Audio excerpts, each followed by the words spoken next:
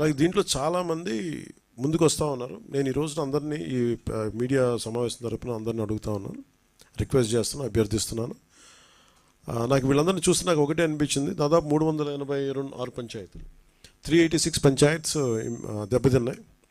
అలాగే ఇంకొకటి ఏంటంటే, ఇప్పుడు చూస్తే మనకి ఈ పరిస్థితులను ఎదుర్కోవడానికి చాలామంది ఏమంటుంది, డైరెక్ట్ పంచాయతీల మీద ఏదైనా చేయమంటే నాకు ఒకటే అనిపించింది, నాకు పంచాయతీరాజ్ శాఖ మంత్రిగా కూడా నాకు ఎక్కువ బాధ్యత ఉంది నాకు.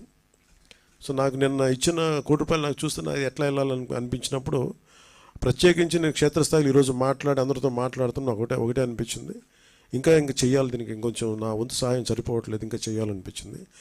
సో దాదాపు 400 పంచాయతీలు అనుకుంటే, నేను ఒక్కొక్క పంచాయతీకి వ్యక్తిగతంగా నా తరపు నుంచి ₹1,00,000 డైరెక్ట్ పంచాయతీకి వెళ్ళేలాగా ఎలాగ ఉండాలి అనేది అనుకుంటున్నాను. దాన్ని ఆ మోడాలిటీస్ ఏంటనేది ప్రిన్సిపల్ సెక్రటరీ గారి దృష్టికి ఇందాక మాట్లాడాను.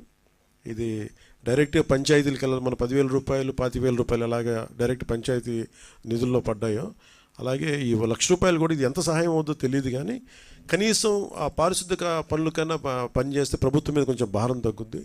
ఆ ప్రభుత్వం ఉన్న డబ్బు కనీసం కొంత ఒక రోడ్డుకి పనిచేస్తాయి.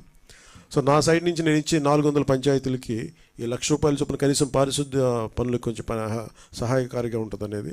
అలాగే మా ఉద్యోగులందరూ కూడా, మా పంచాయతీరాజ్ ఉద్యోగులందరూ కూడా, ఆర్డబ్ల్యూఎస్ ఉద్యోగులు, అలాగే పీడబ్ల్యూడీ అందరూ కూడా వచ్చి ఈ రోజున మాకు నిలబడ్డందుకు మనస్ఫూర్తిగా ధన్యవాదాలు తెలుపుకుంటూ, అలాగే మన పక్క రాష్ట్రం, మన సోదర రాష్ట్రమైన తెలంగాణకు కూడా నేను ₹1,00,000 నిధిని నేను విరాళంగా ప్రకటిస్తున్నాను. అది తెలంగాణ ముఖ్యమంత్రిగా మన గౌరవ ముఖ్యమంత్రి శ్రీ రేవంత్ రెడ్డి గారికి నేనే స్వయంగా అందజేస్తాను. ఎందుకంటే ఇది కష్టాలు వచ్చినప్పుడు మనందరం ఒకరికొకరు చేదోడు వాదోడుకుంటాం, ఇది తిట్టుకునే సమయం కాదు. అలాగే వైసీపీ నాయకులు కూడా నా విజ్ఞాపన ఏంటంటే, మీరు కూడా మీ జేబులోంచి డబ్బులు తీసి, మాటలు కాకుండా డబ్బులు కూడా కొంచెం విసిరి,